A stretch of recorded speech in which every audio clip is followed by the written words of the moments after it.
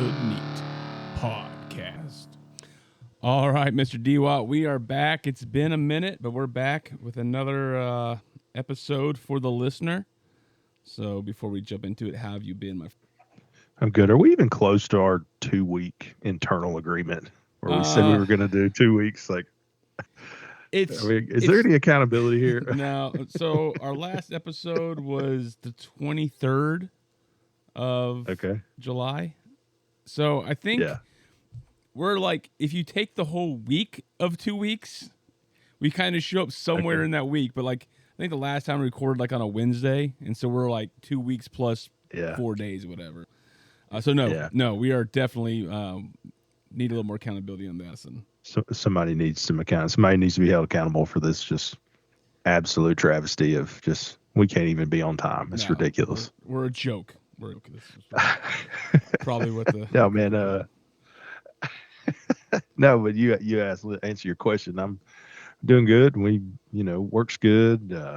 I think last time we talked, we had a big show moving in and big event, and they have come and gone, and things went well. So, everything's good.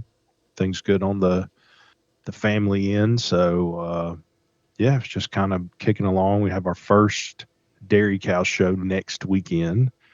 So we'll see how that goes. We've never done, like I said in the past, we've never done the dairy thing. So it's here locally, so we won't have to drive too far. And that's pretty much it. What you been up to?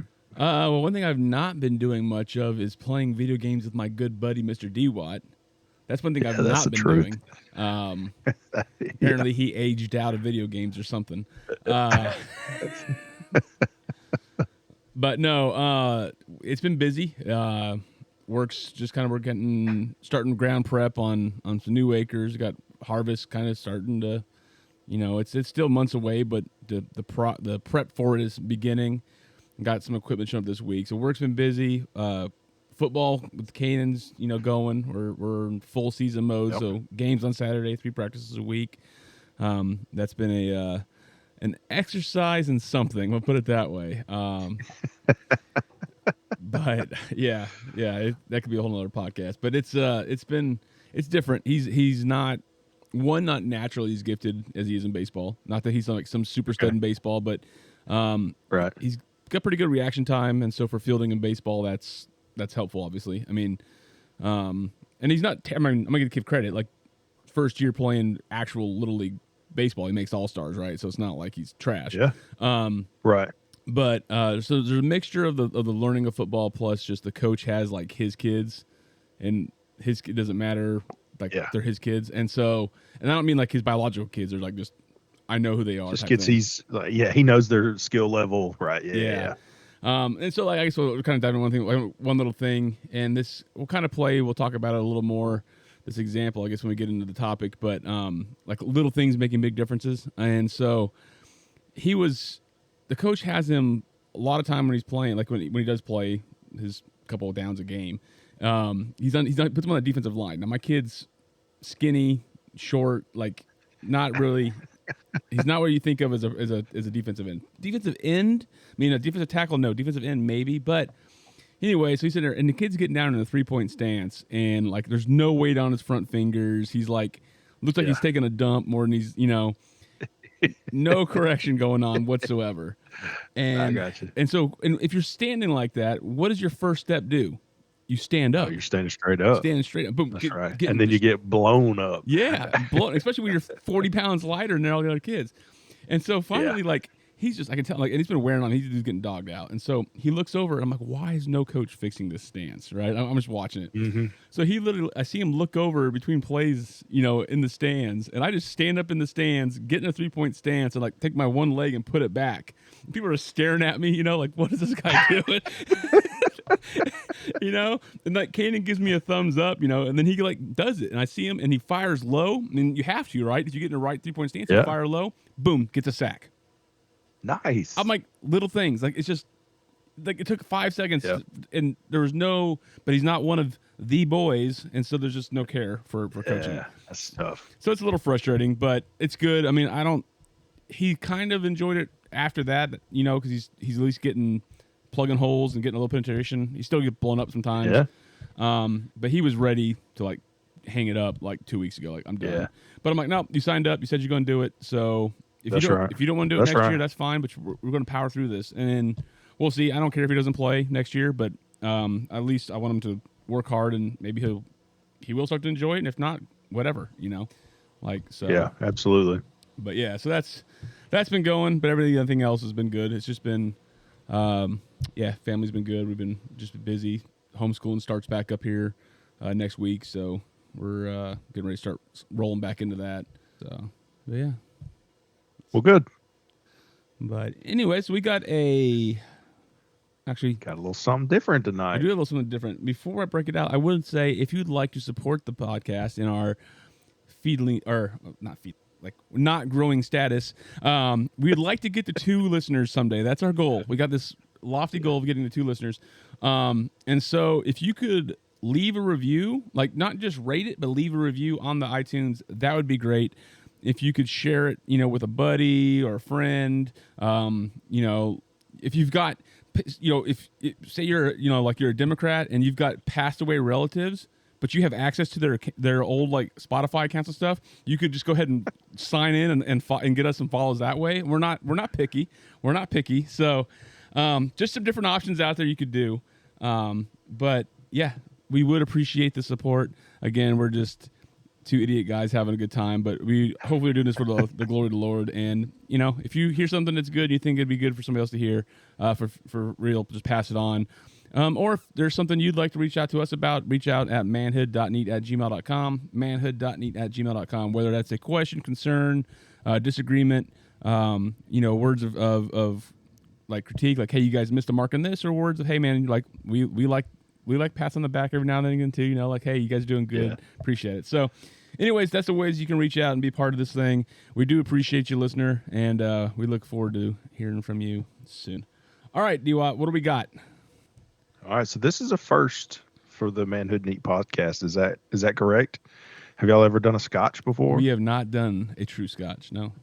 Okay, well, this is a true, the listener can Google it, but look how fancy the bottle is. It's a nice Tiffany color. It like came in this big fancy like thing.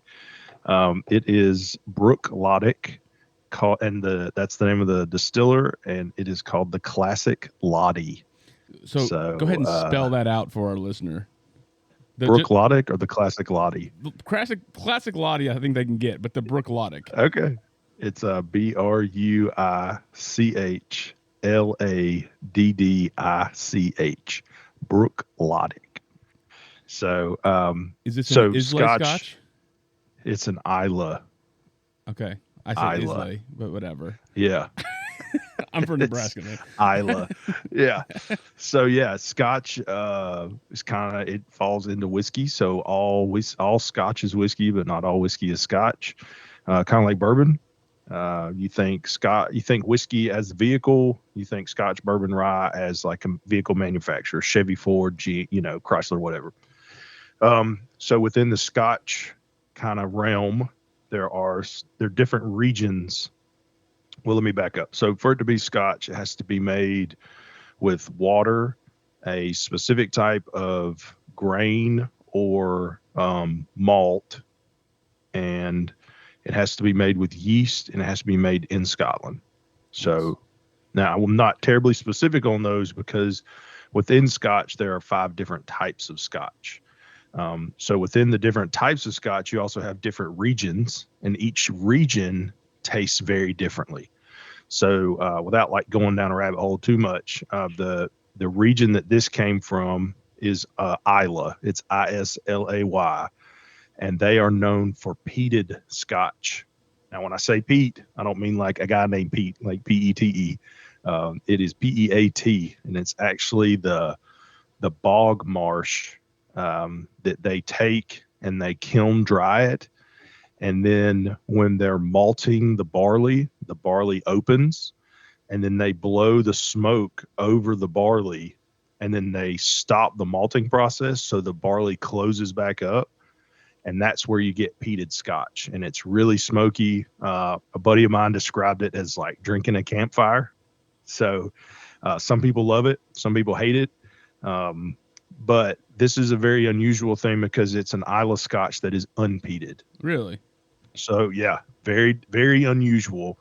Um, so yeah, have you ever had this before? I have not. So, I guess to our listeners, I'm trying to think of here. If you like a common U.S., or Scotch you find in the U.S. that people throw around is like your Johnny Walkers. They are not a peated That's right. Scotch, right? Except for Johnny Walker Green, A green which is is a okay. blended. Yep, it's a blended Scotch, and they take scotches from 3 or 4 distilleries and blend them together, and one of them is Kyle Ela, and I'm destroying that, but Kyle Ela, and they are a peated Scotch manufacturer, and so Johnny Walker Green has like a hint of Okay. smoke, but it's not like Ardbeg, Right. Ardbeg is what I was gonna say is which a very them or Lafroig is a peated Scotch. Lafroig, Yep. yeah. It's more common around here. If you're a Parks and Rec guy, you'll appreciate Ron Swanson's love for Lagavulin. Lagavulin is slightly smoky and does have a little smoke to it. So there are varying layers of peat. Bruichladdich actually makes so this is the classic Laddie. They make another one called Octomore, and it is considered the world's most peatiest Scotch. So there's definitely varying layers. So but yeah, what caught my eye about this was that it was an unpeated Isla Scotch, which is just unheard of. Yeah. That's just not what they do. So, um, cool thing about this is they have batch numbers on them, and I'll send this to you like once we're done so you can look at it. But if you go to Bruichladdic's website, you can type in your batch number, and it will tell you. So this is in the vein of Maker's Mark. They don't do age; they just do taste. Okay. And so this specific batch, this is batch 21/011. It has 80 a vatting. So what that means is they took 80 casks and they put them in a big vat and then they bottled it. It's kind of like the Solera method. So 80 casks from 4 different years, 3 different barley types, and 10 different cask finishes. So yeah, it's kind of cool. All of them are different. Like I said, once this is over, I'll send it to you so you can read it. But yeah, so the classic Lottie. This has been open for a hot minute, so probably not going to get cork pop, but I'll try it.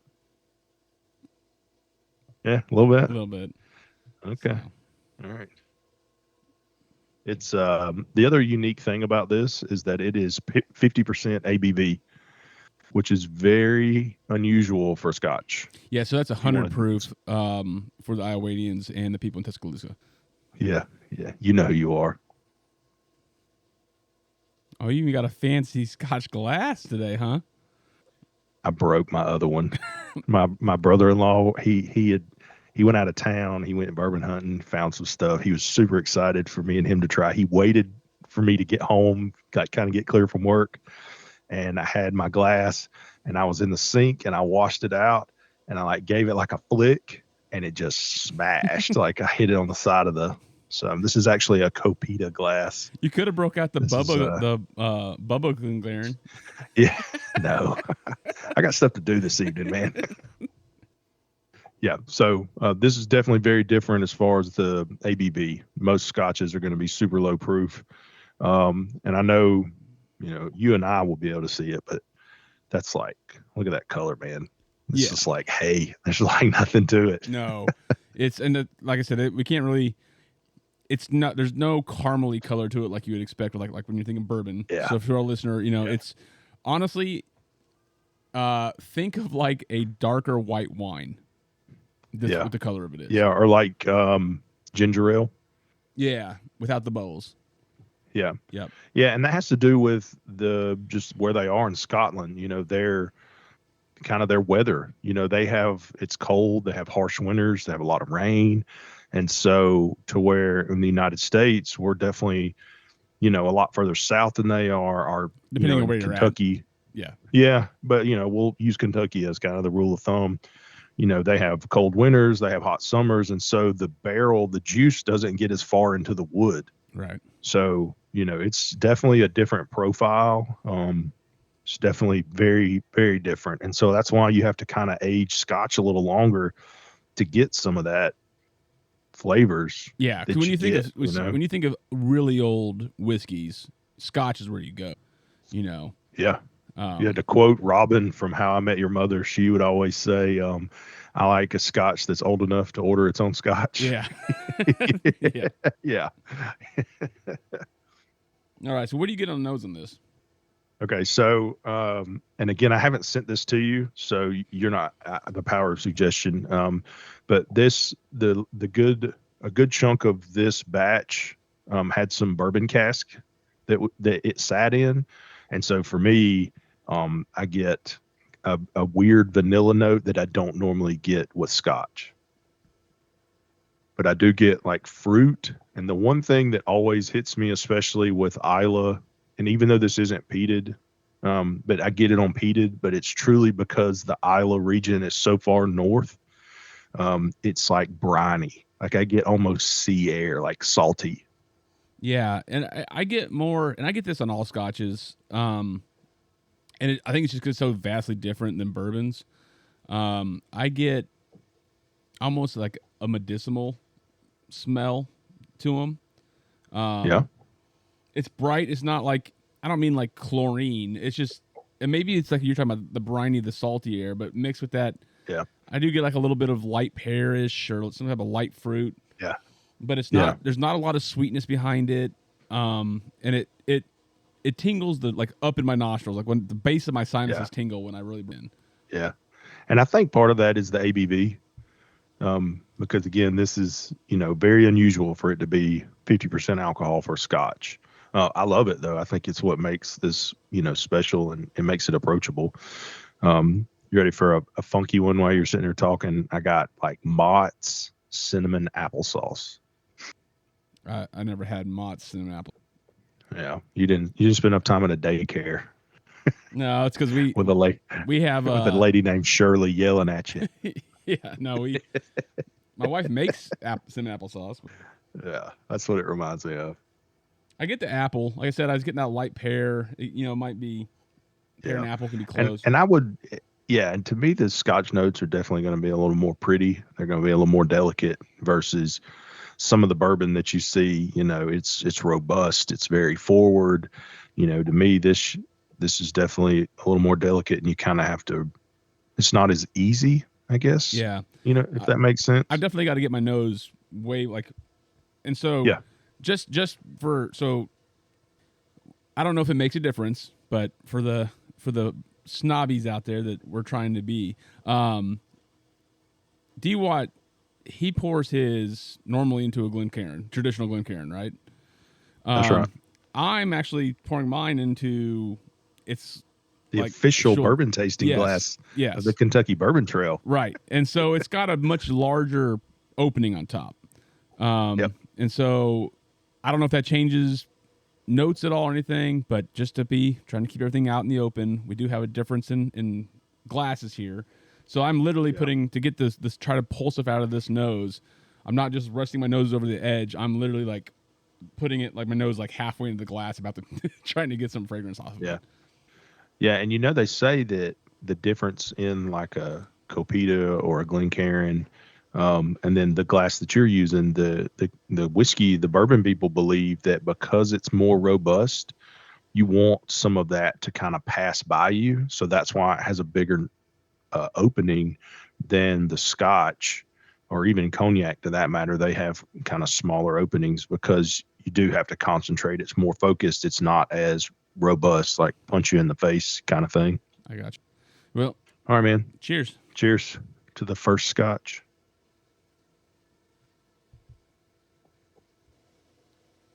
So it's so different. Like it's yeah. Like Scotch is. I mean, it's definitely there's a Scotch flavor, right? And Oh yeah. so I got to get past that first because it's been so long since I've had a Scotch. So let me get to my second sip here before I can really kind of Yeah. start pulling stuff out. No, I'll go ahead and hit you since I've had this. Since I've had this before, I'm kind of familiar with it. I'm surprised at the viscousness of it. It's not thin when it crosses my palate, which kind of is a little surprising the first time I had this. It's definitely got a salinity. It's definitely got some saline, some brine, which I like. I get like orange, green apple, and then the malt really stands out to me. And then on the very end, and it's kind of surprising. This is a weird note, and it's probably because it was filled in ex bourbon cask, but I get some oak. Yeah. It's unique. So the the profile moves quick in Scotch, right? Especially to me, like if anything that's sweet or bright is quick. It's at the front. It's been like you said. Looking at the color of this, you're expecting you're expecting nothing. You're expecting water, right? And like you said, it's got some viscosity Yeah, to it. yeah. I get that too, like a light fruit sweetness is quick, a little bit of sugar up there, but then it moves in, and I get that malty oakiness you're talking about. But honestly, it builds into almost a little bit of pepper for me at the end. Okay. So not real stout, but it's like a lighter bourbon. You know, sometimes you get that kind of that little bit of pepper. It's not. I wouldn't call it a cayenne nothing. It's more probably just like a black pepper. It's not stout, but there is a little bit. And I kind of feel it. I actually feel it on the inside of my lips, between my teeth and my lips. That's where I kind of feel it. That's so interesting. yeah, Yeah. it's good, but it's quick. The finish is medium, and it's really just that malt kind of hanging on, and like you said, a little bit of oakiness. So yeah, same for me. Medium finish. It's in and out, and for me, it's just like that brine, honey, malt, and then just a little bit of oak. So yeah, I think it's good. I think this is a very approachable Scotch if you're curious. Make sure you get this one, because if you go hunting Isle of Scotches, you're going to end up tasting a tire fire if you're not careful. yeah, which I like it. I like a good peaty Scotch, so I would not turn I it like down. peated. Yeah. Peated does not bother me at all. In fact, one of my favorite things to make is a smoky Coke. So I take Lafroig and just mix it with like Coke, Like 50-50 and it's mix. fantastic. Yeah, well, not 50-50. I don't want to throw up on my shoes, but um, it's basically a Jack and Coke, but I make it with Lafroig. So yeah, I like peated Scotch. It doesn't, but like my buddy Nathan, shout out Nathan. I know he listens. He called me. This was been years ago. He called me. He's like, "Man, you ever had anything like peated?" I said, yeah. He said, "Man, my brother let me have some." He said, I had to pour that mess out. He told me it was nasty. He said it was like drinking a campfire. That's what he Wait, told me. you talking about the Nathan I know? Not your brother, Nathan. Oh, okay, because I gave him some really peated Scotch one time and he didn't like it either. So no, no. okay, No. so I was like, "Are you talking about my brother?" Like, I don't know him. No. Okay. No, I do know that he is not a Scotch guy. We've had that conversation before. No. Yeah, so I just think this is good. It's approachable. I think if you're curious and just looking for different things to try, this is definitely different. This is not an atypical Isla. And I don't think this is even outside of Isla. Like if you were to put this up against, I don't know, I'm trying to think, maybe just like a Macallan 12, or that one, we'll just go with Macallan 12. Like it's gonna, even though they're both unpeated, the region matters, the geography matters, and this is just, it's good. It's just very different. Yeah, I like it. All right, I'm gonna throw out a score on it here. Yeah. Okay. Man, of course. So we're just throwing this just so the listener knows. When we go outside of course, we've had a few non-bourbon whiskeys, right? That's right. We've had some single malts. We've had some rye. That's right. Well, and even like the Jack before, like when we're still the other guys, like the Jack Daniel's Triple Bonded, technically is not a bourbon, right? It's a whiskey. It's a whiskey. That's right. So, but when we score stuff, it is just based on like that 50 being your average whiskey. Okay, so it doesn't matter what it is, just your average. Yep, I think this tastes average, right? So it's not like we have a separate category, like a separate board, for lack of a better word, for the scotches, whatever. Everything's on the same board. It's all whiskey, baby. It's all whiskey. So that being said, I'm going to give this a 67. Okay. So, I don't think it's tremendous, but I think it's good. And honestly, I might maybe ranking it a little bit higher than I would normally. Like I just haven't had a Scotch in a minute, so I like Sure. the change of pace. Yeah. So yeah, I'm gonna give it a 67. I think it's good. I don't know what the price is. We'll get there, and then because this which is good because this is supposed to be based purely on taste and price comes in later. So yeah, I'm gonna give it a 67. Yeah, I am right there with you, and I'm also going to give it a 67. I think so. I've had this bottle for a hot minute. Um, I try to like pour it out and share it to people who are interested, you know. Um, and so, with that being said, I would probably replace it just to keep around. I mean, I've drank some of it like by myself, but I really enjoy sharing it with people who are like curious about bourbon and scotch. I tried it. So I have some other scotches on hand. I don't drink them all the time, but I like this one enough that I would replace it. I think it's good. It's just different. It's a nice change of pace. I'm here for the 100 proof, which again is not the norm in scotch. So yeah, I like it. It's just different. Okay. So yeah, 67 for me. That makes it easy to This average. is So yeah, even I can do that math. that's right. It is a value bottle, Okay. so we definitely need to. It's right on the cusp, but we need to give it a value score, no doubt. Okay. So what's the price of it?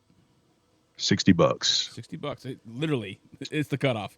So Yeah, it was $59.99. makes it So by one. now, I will. To be fair, I've seen this in other places, and it was $100. So I think that's more the exception than the rule. I've seen it more around the $60 range than I have the $100 range. But that's just what I paid for it. So I think that's what we said we're going to go off of. Yep. Okay. So a Yeah. value score. See here, this is going to for me that this is going to raise. And the value score is going to be a little higher than the just flat out score. A reason for saying that is good scotch for a good price is hard to find. Yeah. Ain't that the truth? It's not like bourbon. I mean, for bourbon, there's a lot of good bourbon that can be had at $60. There's not That's a lot. right. There's not a lot of good scotch to be had at 60. To be honest, I don't like Johnny Walker Black or Red. Don't care for them. Like I can pass all day. I mean, someone pours them at their house. I'm not gonna be rude and like throw it in their face. But I'm not gonna purchase it. I'm not gonna buy it. Honestly, when it comes to cheap scotch, I like Dimple Pinch quite a bit. It's a pretty good cheap scotch. Was it the famous Grouse Black? I think is actually better than the Johnny Walkers. That is the number I was doing some research for this the Bruichladdich episode. I was looking around and famous grouse. You said black, right? Yeah. Yeah, it's like the number 7 drank scotch in Scotland. Really? Like it's one of the most. That blew my mind because that's like a bottom. Well, it's not bottom shelf, but it's Their, pretty close. so it's probably like their Evan Williams bottle of Bond, right? Yeah. So that makes sense. So for my and this was hard because I haven't bought scotch in so long. I used to be quite really into scotch, but I've just kind of moved away from it. I'm gonna give it a 75 just to be safe because like I said, I haven't been like shopping for scotch in a minute, but I'm gonna give it a 75. Not saying it's the best deal out there, but for tasting it and for $60, yeah, I would have no issue at all dropping $60 for a bottle of it. Yeah, I'm with you. I'm at a 70. I think, and again, I haven't bought a bottle of scotch in a hot minute. I like Monkey Shoulder. Oh yeah, it's a good one. It's kind of low end. Yeah, it's good. It's approachable. It's not peated, so if you're worried about that, you can definitely pick that up. That's a great blended scotch. It's very different than a single malt. Again, we don't have to go down that path, but just know there is a difference. Are you a Dewar's guy? I don't mind Dewar's. Dewar's? What about Glenfiddich? I like Glenfiddich. Yeah. Yeah. Mm-hmm, yeah. I've had quite a few Glenfiddichs. I've had the 18, which was really good. They released like a special Solera cask that was finished in Oloroso sherry barrels, and it was really good. Yeah, probably had the best scotch I ever had and oldest was Lafroig, and I don't remember if it was like 25 or 23. It was 20 something, like, Yeah. but it was. I didn't buy it. It was good. Yeah. So I Yeah. like I just referring think this the is, fanboy. yeah, no, I'm with you. I just think this is approachable. I think if you're just curious, this is definitely worth a shot. But, you and I named several other, I guess budget friendly. I mean, they're good. They're not going to yes, there's a difference between an 18-year-old Glenfiddich and the blended monkey shoulder, Yeah. right? They're both Yep. good, but you just can't compare them, Right. like, Right. yeah. So, but no, this is definitely good. I would replace it at $60 all day. And again, I'm just kind of tied into the fact that I think this is cool. It's an unpeated Isla single malt, which Yeah. is just, So it's got a it's little just very rare. unicorniness to it. Yep. Yeah. Yep. So. So yeah. All right. Good stuff. All right. So that gives us, like I said, an overall average of 67 and a value score average of 72.5. So not bad on either front. So moving on, we're going to talk. We kind of piggyback, and we last episode kind of talked about what we were going to do. We're going to talk about the spiritual discipline of fellowship, right, and what that looks like. So I'll just kind of jump into it. I think this one is for me. It's kind of funny. It's something that I'm still actively trying to get here, like true fellowship. Okay. It's a little bit of a struggle. Part of it is just like the church we attend is very much you go and you get lectured to. Like everything is just kind of the same. Like Sunday morning service is what Sunday night service is, which is what Wednesday night service is. Just less fancy clothing and shorter durations. Right. And so it just makes some of the fellowship aspect hard. And we'll kind of get into some why I think that is later. But just so we kind of just wanted to be, transparent on this, that this is something that I guess I'm kind of passionate about because I'm looking to to regain it in my life. I had a really strong fellowship community. Obviously, before I moved here, Rob, Dylan, and Ben, just perfect examples of that. Our families all did stuff together. So I'm thankful that you and I, we have fellowship, but it's virtual fellowship and always has been, but it works out because doesn't matter where I live, it still exists. So I'm thankful for that. But there is also something to be said about having, actual body physically. Yep. So we'll just jump into it. What's first thing I hear is, what is fellowship? The Webster Dictionary says it's a friendly association, especially with people who share one's interests. A group of people meeting to pursue a shared interest or aim, also known as a guild. I like that one. We'll just use that one. A guild. But then, biblical is a real and practical sharing in eternal life with the Father and the Son. So that's fellowship with God. And then unity and connectedness shared by believers in Christ. So do you got anything you want to add to either one of those? Yeah, I do think that there's a difference in when it comes to fellowship. One of the kind of Christianese words you'll hear is that some churches have a fellowship hall, and so. You mean the room where you eat after service? That's right, the fellowship hall. And so for me, fellowship is definitely more than us just hanging out.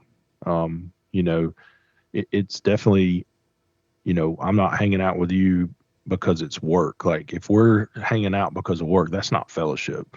If we're hanging out because we have shared mutual common interests, that to me is fellowship. So it's a little more of a focused experience, if you will, than just we're going to Wild Wings, we'll meet you there at 7. It just feels, to me, fellowship feels purposeful, if that makes sense to you. Yeah, absolutely. So I want to kind of use Hebrews 13 to kind of somewhat define what we're going to be looking at with aspects of Christian fellowship. So I'll just read that. I'm not going to read the whole chapter. I'll let you know. I'm starting with verse 1.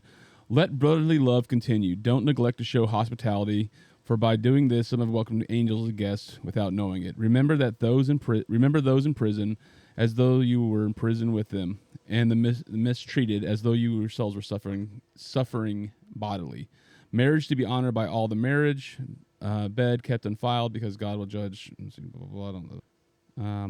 Verse 5, keep your life free from love of money. Be satisfied with what you have, for he himself has said, I will never leave you or abandon you. Therefore, we may boldly say, the Lord is my helper. I will not be afraid. What can man do?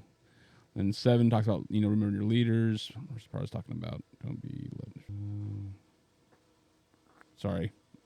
I should have written down the individual verses I was looking at. Yeah, 17, obey your leaders, submit to them, since they keep a watch over the souls of those who will give account, so they can do this with joy and not grief. Pray for us, for we're convinced that we have a clear conscience, wanting to conduct ourselves honorably in everything, and I urge you all the more to pray that I'm restored to you very soon. What's that? Okay, but yeah. Verse 20 is the blessing. Yeah. And then 22 through 25 is just the conclusion to the letter. Yeah, there's something in there. Oh yeah, 16. That's what I meant. That's what I missed. Do not neglect to do what is good and to share, for God is pleased with such sacrifices. So like sharing resources, amongst each other. So that chapter is written to believers about other believers. So when it talks about your leaders in there, it's not talking about your government. It's talking about your spiritual stuff. Right. So the first thing I like to look at is what is Christian fellowship? The first thing is it is only made up of believers, right? Yep. Like you cannot have fellowship with unbelievers. Doesn't happen. Can't happen. It's outside of the boundaries. So, so the first thing I have in there is that I put religious fervor, or it should be more Christian fervor, right? Like it's fellow believers who are yearning to glorify God and become more like Him. So, yep. So that's kind of the first thing I got on there. Second thing is prayer. Like prayer should be a part of your fellowship. So both communal prayer, praying for each other. Just if there's no aspect of prayer within that group of people, then you're not really fellowship. And that doesn't mean that every fellowship time you get together, you guys are doing corporate prayer, but prayer is a consistency that binds. And I think we miss this because prayer is actually something that is highly, like true prayer is an intimate thing, right? And so like praying for when you're actually like going before the Lord, laying and one glorifying Him, but two like laying out your heart. That's an intimate thing. And that's why there was like some denominations that like don't allow single men and women to pray together because it's so intimate. Yeah, it's intimate. Yeah, that's right. Yeah, but if you're doing this as a group then or whatever, like that you're going to have an intimate relationship.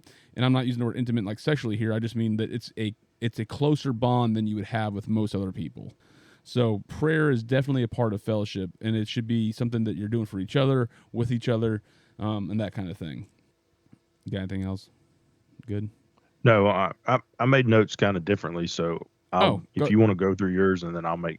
Okay. Because mine are kind of all over the place. Yeah, I'll just go through and I'll stop at. Do you find it vital? My little sheet, if that works for you. Yeah. Okay. So the next thing is biblical discussion.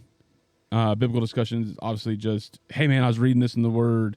What do you think? Learning, holding it. You're like, I didn't get that. Like, it's not just sitting and listening to the Word. It's actual discussion through the Word, over the Word, and about the Word. Right. Openness. This goes back to the prayer thing, like intimacy. Like, so we're open within each other. This leads to accountability. Like, hey, like I got this going on. It's not just hey, how's your week? Oh, it's great. How's the weather? It's raining. But there's how about those Braves? How about them Braves? Let's not talk about them. Yeah. So, but just a true openness, which goes back to intimacy. It's a closeness that's not normal, right? And so it's the essence of family. And Pastor Steve always say it's kitchen close, where these people can come to your house and make a sandwich and without asking permission. And the last thing, which is also part of kitchen close, is sharing of resources. So we see this all through Acts. We see this in the Hebrews talking about sharing. This is not like socialism. It is, but not. It's a different way of looking at it, I guess. It's not a governmental socialism where, hey, everybody gets this, but it is because you have this openness, you have this accountability, you have this fellowship, when people truly need something, and the correct action of the group is to provide it. Sometimes someone needs food, but the reason they need food is because they're lazy, and so the correct action of the group is not to provide it because they need to learn you got to go do something and you got to earn it, right? Yep. But there's other times where, because of situations and evil of this world, we are to share resources. Like, oh, I've got 2 cars. I don't have. Let's say I had 2 cars. I had 2 cars. Dwat's like, man, like my car blew up because it was a Ford, and I'm like, hey man, while yours is getting fixed, like you can borrow mine. It's just sitting in the garage anyways. Like that's the kind of stuff we should be doing. Yep. So yeah, so that's where I'll kind of finish my going and go through what you kind of thought. Okay. So to give you like some context, I took Hebrews when I read Hebrews 13. I looked at it in the varying ways that fellowship will show in your life. Okay. Right. So like verses 1, 2, and 3, there's kind of a general expression of brotherly love. Right. And if you've done any kind of reading or if you've been in church long enough, you know that love in the Greek has love is expressed 4 different ways, right? There's one that's like, erotic love. There's one for like family love. There's one agape, which is like the most powerful form of love. Yeah.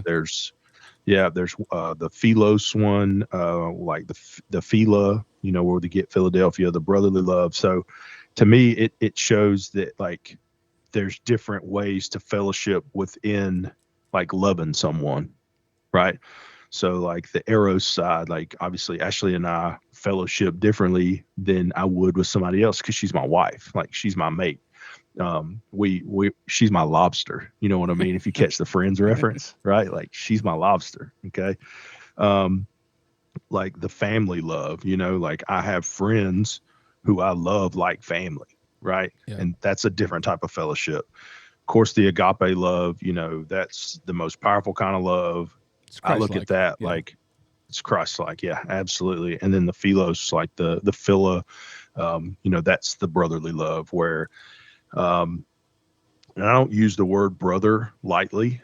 A lot of in the profession that I'm in, everybody just says, hey brother, thank you, brother. And I intentionally don't use it because I don't have brothers. So for me to call you a brother and say, thank you, brother, like, and it may not mean nothing to you, right? And other people may not pick up on it, but I use it very sparingly because it has power in my mind, if that makes sense to you. So, and then, he kind of goes on down where he talks about, do not forget to entertain strangers. And the way I look at this is like a hospitality type of fellowship. Yeah. And, I was say to me, a little bit like a little, again, this, when it's talking about entertaining, which is a song by Newsboys, entertaining strangers here. So he's kind of referring to, there was, because the different church leaders were going around talking to these cities, it was inviting them into their homes. It's not to say every single person that comes to your house is a stranger. You're just like, hey, come on in. This is like, hey, right. We've got these missionaries coming. We're looking for a place for them to stay, blah, blah, blah, or whatever. Not that we're not supposed to be open our homes to everybody, but we're not to open our homes flippantly, like, and just put our families in danger either. But right. So a little clarification that this verse in itself is talking about entertaining strangers, being strangers of the faith. So they are fellow believers who you don't know. Yeah. Yeah. And I think the idea, and it kind of goes hand in hand with the verse behind it, where it says, for doing so, some have unwittingly entertained angels. I think the idea is that, and I got this from a friend of mine's wife. She's passed away, but when we were in a Bible study with them, like, 6 of us would come over and she would just roll out the red carpet. And, Ashley would always ask her, like, what are you doing? And she's like, I feel like when I entertain, like I need to entertain you like you are my Lord, And so like I've always kind of taken that and applied it to this, that when I was reading through this is what it meant to me, is that, you treat and treat people like they're like they're Jesus, So like if you come to my house and you go, oh man, I know you were cooking hamburgers, but I was really wanting a piece of chicken. Well, then I'm going to go cook you a piece of chicken, and that might seem silly, but like if your mindset is that you're just trying to honor people and serve people and like show that kind of brotherly love, like I think that that honors the Lord in this context. So, let's see, the honor marital love. I feel like that's um, speaks for itself. Um, but that doesn't always speak for itself. You know, like Ashley and I have worked really hard to be where we are in our marriage. We've had good days, we've had bad days. And I think any Christian couple would say the same thing. And I don't know, maybe it does come easy for some people, but like we've had to work, like we grew up, we had different backgrounds growing up, which meant we communicated differently, right? And so we had to grow together. We had to learn each other, right? And so I think that's part of that fellowship when we put marriage in that context, is that it's not always easy, right? Like there are days where I've had a really bad day and I just want to come home and like pout. And then I realize like she's had a bad day too, and I just need to suck it up and like care for my wife, And she'll say, "How was your day?" "Oh, it was fine." Didn't do, it was fine. Just getting ready for this, getting ready for that. But like, I need her to be okay. And then there are days where she probably does the same thing for me. So that's kind of how I look at it. It's not easy, but it's so worth it. And like I said, she's my lobster. So, um, so that was kind of where we were at on that. The verses 5 and 6, where it talks about your conduct being without covetousness. That can be hard in today's day and age, when you have these friends and you become close, and hey, they invite you over to their house and you walk in, and he's got this man cave and he's got all these things hung up on the wall, like jerseys and autographs and all this kind of stuff. And immediately you're like, holy crap, like in that moment, it would be very easy to feel some type of covetousness. And I don't think that in the context of fellowship, like that's obviously not what it's about. The Lord like wants us to be content with what we have. So that stuck out to me. The follow your leaders part, boy, that's tough, huh? I mean, you can look at that on a national scale. You can look at that on a global, like local scale, and it's just not always easy, but that's something that like I had to come to a point in my mind, especially when there were some people that I didn't agree with, like the way they did things or how they spoke to people. And that I had to understand that like those who rule over me, like they were put there by the God, and so I had to swallow some like horse pills, like it was tough on some of those people, because I just look at that and go, this man or woman is a moron. Like, what are they doing? But I felt like by me falling in line with this, like being obedient to God's call in this specific regard to fellowship, that like the Lord, like it would honor God, that like discipline. Does that make sense? Yeah. I mean, so when it comes to the following our leaders thing, like, and I think that this portion of Hebrews is about talking about our Christian leaders. And we have plenty of other stuff in the Bible about, we are called to follow our worldly leaders too, right? Like, Yeah. But, that there, and so it does honor God when we give the respect to the position that God has put them in, right? So like there's, Right. Just like there's different kinds of love, there's different kinds of respect. There's earned respect, and there's respect that is based upon like the status of the position someone holds. Position. Right. That's right. And so like the President of the United States, there's respect that goes to that position, right? And so you give that proper respect. And you, again, unless he's telling us to do things that go against God, we have to follow the laws, right? Yeah. And so, like for instance, this could be simple as, hey, like let's look at local stuff. If the city says, you know what, the speed limit for the entire Centerville is going to be 5 miles an hour. That's it. If you're in Centerville city limits, it's 5 mile an hour, Is that a dumb law? Yeah. Yeah. But if you go, screw it, I'm still going to drive 25. Are you sinning? Yeah. Right? Yeah. Yeah. Yeah. And so now if they say everybody who lives in Centerville has to kill their third born child, you don't have to follow that law. Yeah. Yeah. You get out of that one. Yeah. Yeah. So, but I do think that you're right, and I think that because we live in such a political climate, we can dishonor God by the way we talk about. Well, I mean, not saying you agree with and have to defend, because this is different, right? Right. Showing respect and defending and agreeing with is two different things. But if we are, what are we making our God? You know, and where do we put our hope in? So Absolutely. I think there's that part. Anyways, I'm sidetracking off. No, you're good. No, a couple more that I had that stuck out to me. Verse 8, the enduring, Jesus Christ is the same yesterday, today, and forever. I think as you have your relationship with the Lord like grows long in the teeth, and you've been a Christian for a while. I think that this can get lost in the weeds very quickly, and I think that's why it's important to, and the church we went to this morning, like he mentioned, they're going through the Beatitudes, and they're going to try collectively as a congregation to memorize the Beatitudes. And he made the comment, he goes, in 3 weeks, you're going to be able to tell me the score of every football game. You're going to be able to tell me which receiver scored which touchdown in which quarter, but you can't remember the Beatitudes, and I thought it was a really good point.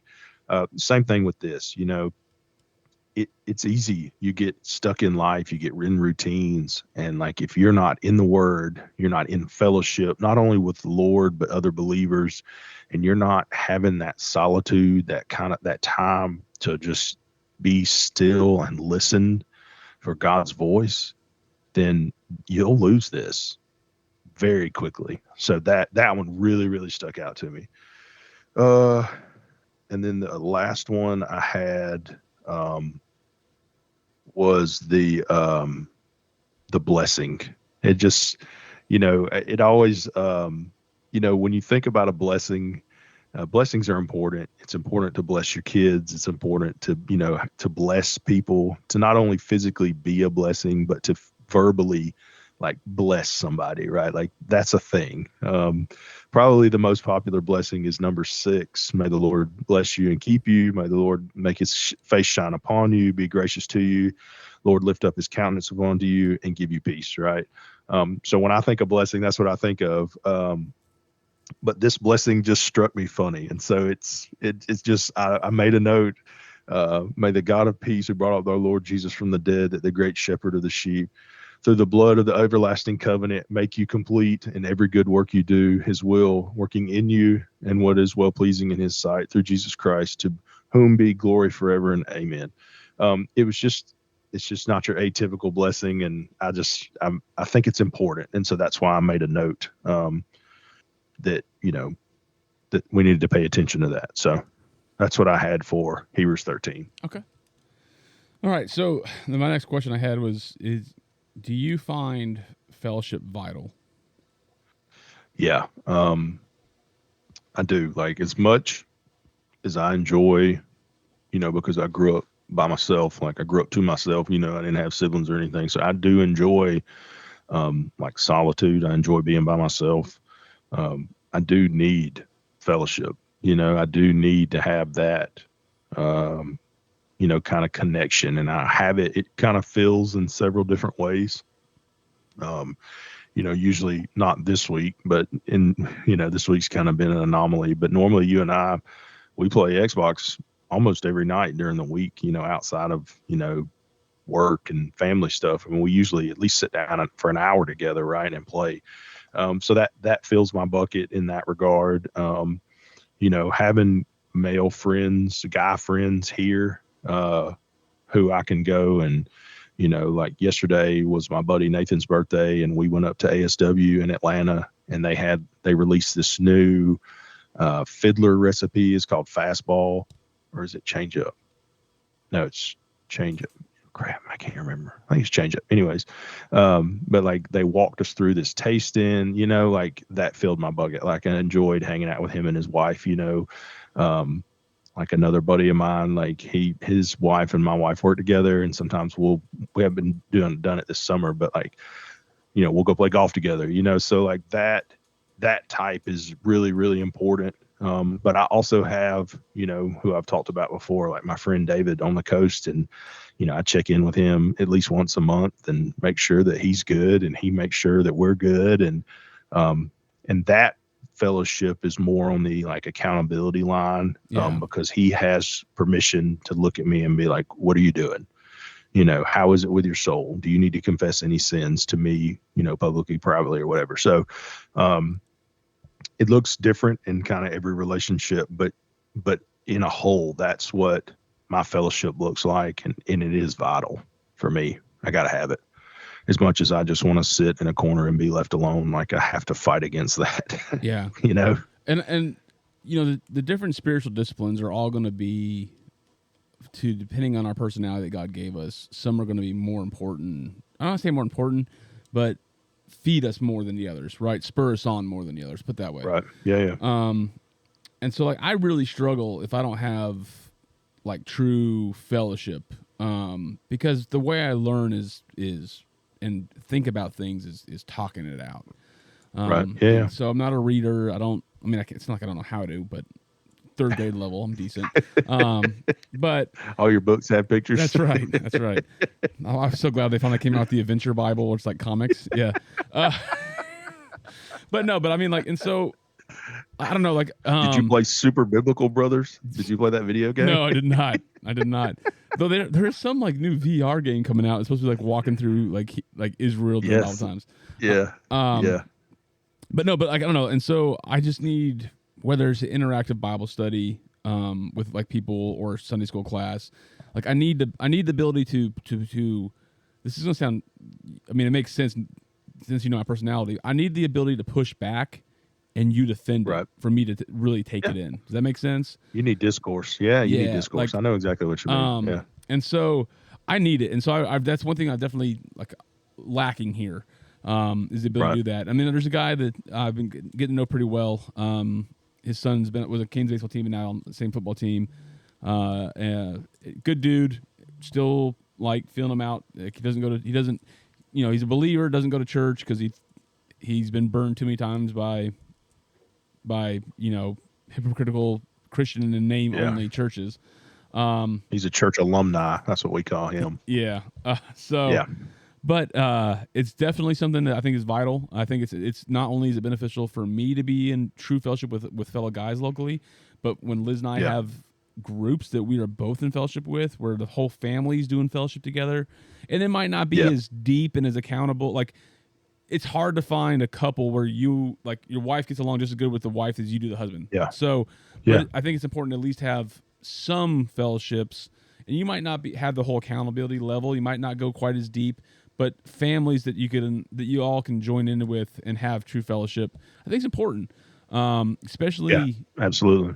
Like, I don't live close to my blood family, I mean, we're semi close, but not, we can't just stop over on the weekend. So to be able to have family that's your church family to do life with is important. I think it is. I wouldn't just say it's a benefit. I think it's vital, and I'd also say that it is commanded. It's ordered by God. Hebrews 10:24 and 25. I'm going to actually start at 23. Let us hold on to the confession of our hope without wavering, since he who promises faithful. And let us consider one another in order to provoke love and good works, not neglecting to gather together as some are in the habit of doing, but encouraging each other, and all the more as you see the day approaching. The day's approaching, bro. I don't know if you watch the news, but the day's approaching. Good Lord. So, but I think that it is vital. I think that it's all these different things. Like, and I kind of was complaining earlier about the fact that I don't like. It seems like every time I go to church that it's the same thing. It's not wrong to have a time of teaching where you're getting a sermon for for what we call today. That's not bad. I'm not discounting that. We need that. We need a time of corporate worship. We need a time of teaching. But I think we also need a time of true fellowship, and doing a meal once a month after service for 30 minutes is not fellowship. That's just eating together. And so I think that's what, I guess the rub point there. And so I got like some practical steps to finding true fellowship, and one is to find a church. Like, we need to be part of a local body. Big C church is very important. Yes. Corporate worship is very important. And when I say corporate worship, that means like being together in a body of believers, worshiping the Lord. Like, that is important. Like, yeah. I mean, I've seen it done both ways, and, Big C church, I just don't think you can do it without it. Right. Yeah. And then is to find a subset within that church. So, and I put outside Christians are okay as well. So, I mean, it might just be low, like people who, you might not all go to the same church, but it's honestly here, people that you interact with naturally throughout the week, right? Who are fellow Christians. This is probably a better fit for finding a group. Now, you might be some of you go to the same church, but these are people who you're naturally going to do life with. And when I talked about like Canaan and football, like it was a small tweak for a big change, right? Yeah. And I think this is why. So the church I go to, it's 180 years old, 190 years old. It's been going on for a long time, right? Yeah. Well, when that church was founded, they did like the people that lived in that holler, right? Like, did the church together, but they did life together because they didn't have cars, like, so they just walked and did everything together. Well, now nobody lives in there. I mean, I'm sure somebody does, right? But so we see each other only at church functions. So it makes true fellowship hard to do when we haven't tweaked any of the interactions during the time that we are together. When we're just sitting, receiving, and there's no interconnection this way, laterally. Right. So I think small tweaks that need to be done is that, and so that small tweak could be either, if you're the small C church you go to doesn't have a way to connect, is to go to the pastors, go to the leadership, say, hey, like, this is what I'm needing, and there's other people in the church who I know have the same need. Is there any way we can tweak where we have a way to build this? The other tweak might be, nope, our church does it this way. It's the way they've always done it. Slow change is, I like what I'm hearing on Sundays. I like the messaging. I like the gospel being preached to me the way it is. So I'm going to augment that with local believers who I do interact with throughout the week. And we may all go to different churches, but we all serve the same God, and we all have and all believe the same gospel.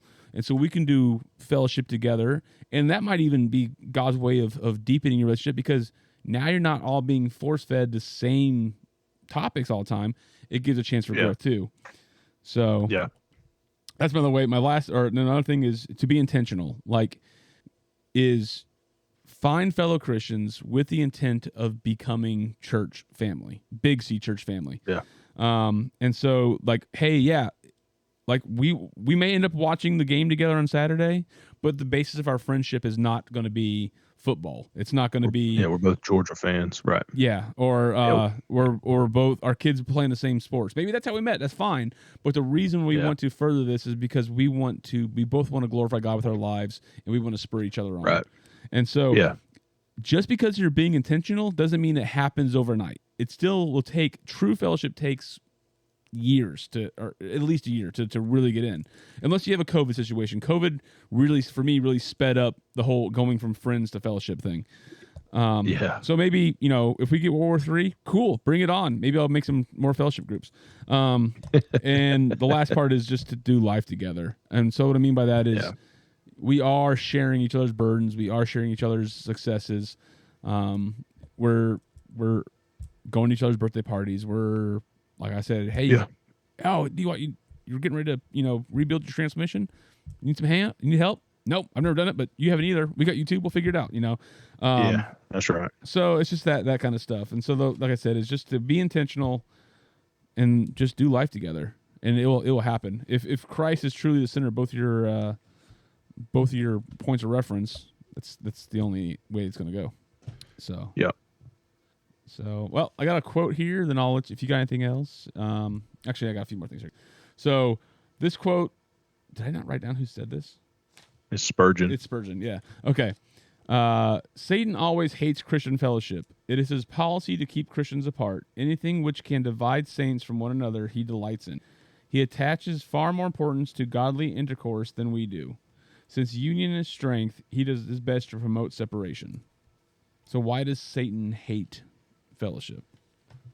Because it's effective. Yeah, I think Yeah. yeah, it is. And in a different article, um, Spurgeon commented that sheep go in flocks, and so do God's people. And I think that's where this falls. Like, the devil. I mean, there's several verses throughout the Bible that talk about, wherever two or more are gathered in my name, right? Boom, we're in a group.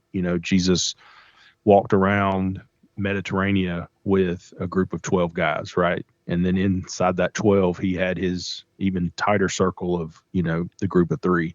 Um, I can't remember it. I can't remember which book it's in, but there's one about the being woven together and the strand being stronger 3/4 with braid is hard. three. Yeah. Yeah. Iron sharpening iron, right?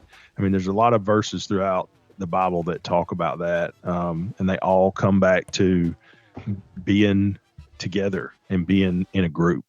So I do think that's why Satan hates that. He hates the fellowship. He hates, um, Christians being together, because he knows that, like, we're together. Us being together is definitely a detriment to his agenda, you know. And so that's kind of my 2 cents on it. I do like that quote from Spurgeon, to requote Spurgeon. He talks about, sheep's go in flocks, and so do God's people. You got to have a flock. You got to be together. You can't do it by yourself. Yeah. And I think that the way Satan, he divides us in a lot of different ways, but some of them we kind of talked about. One is steeping us in traditions. So separating generations just based on traditions we don't, that annoy us. Yep.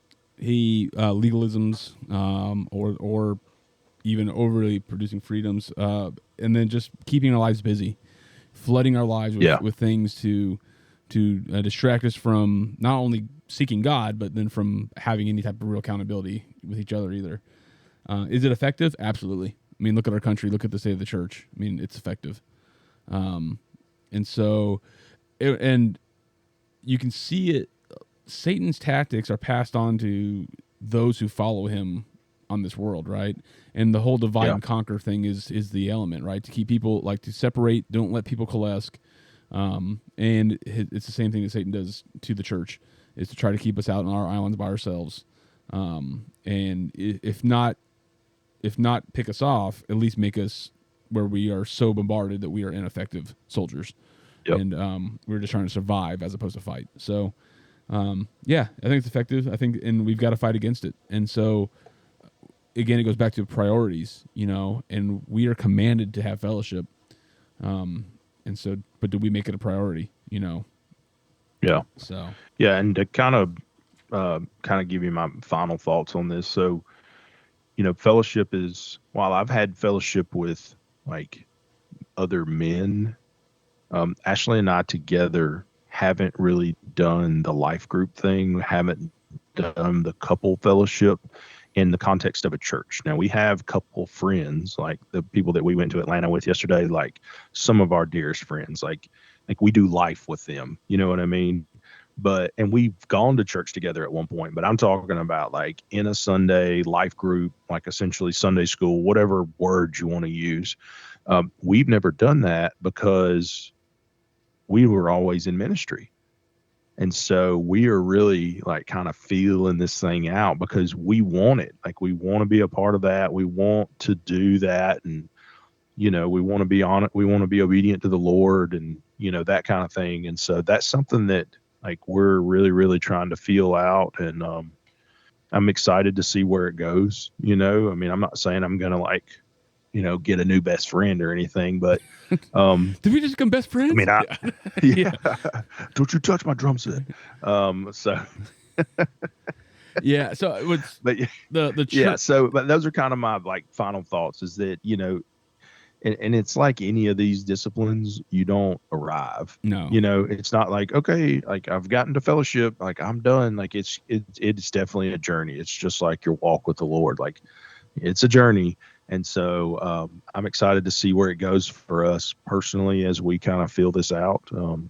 And so, yeah, I do think it's important. I'm thankful for the men in my life who have just, poured into me, who have been a blessing to me, who's, prayed for me. They prayed over me. They give me wise counsel. I mean, I definitely wouldn't be who I am today without, these men who are my friends, So Yeah. And I'll go get friends, go get nerds. friends. Yeah. That's my final thought. My final thoughts is, so the Yeah. church like created life groups, right? Um, it's good. It's a good thought process, I guess. And where it gets hard is some like true fellowship kind of generates organically, but you have Yeah. to put yourself in situations for it to create organically. Um, and so like I know we went through like some cool ones. I kind of thought that I've been part of is where a church, if a church is looking at setting one up or whatever, where they would do like a 3-month group family studies, and then you'd rotate, right? And then what basically happen is, let's say the 4 families that you're part of, whatever, just man, during those 3 months you just hit it off, like it was great. Like then all your group just goes, yeah, we're de-signing ourselves up from being a part of this thing. Yeah. And then you just continue on, right? And then the bad thing that happens is like you get this really, so that happened to us. We had to, like, we started a small group, and it kind of got rolling. It got real, and we all started getting along and opening up and stuff, and it was great. But then other people are like, oh man, I wish like we could have that. Can we join your small group? And we were like, no. Like, Yeah. And so it's like, no. But then you feel like it's like a clique, right? And so like you said, it never ends because I mean, I had to move away because I didn't know how to handle the stress, so I just moved to Tennessee. No, I'm just kidding. But but no, it's definitely, I don't like, it's not like you get to this point like you're saying where it's done. Like, I've got my 3 families that we're doing fellowship, and now we shut everything else off, and this is where we are. No, like God's going to continue to move and expand and stuff, and maybe those families will always be your net core, but it changes the way it looks. The thing is just to always be, we're all going to spend eternity together, so we might as well start liking each other now. That's right. But yeah, so that's it. I think it's vitally important, and once you find a Jonathan, you never want to not have one again, right? And so it's just kind of how it goes. But if you will close us in prayer, and then we'll let the listener go. Yeah, absolutely. Father, we're just thankful for our time together. Father, we just ask that you would be with Aaron and I as we continue to be not only have fellowship between us, but in our respective lives, his in Tennessee, mine down here in Georgia, and just pray that our listeners would continue to seek fellowship in their lives, both with their spouse, but also individually as men. Father, we just ask that you would make those pathways, that you would make those connections, and that they would understand that just how important fellowship is, Father, and that it's just it's a way to not only be obedient to you, but it's also a way to be a blessing and to be able to bless others. We just ask that you would be with us, you would be with our listeners as we move forward the next couple of weeks, and we ask this in Jesus' name, amen. Amen. All right, we appreciate you listening, and we'll catch you here next time on the Manhood.neat podcast. You getting on tonight, finals at all? Yeah, I've got a thing at 6:00, and then I'll be on. But there's also New Destiny. We'll figure it out. Later.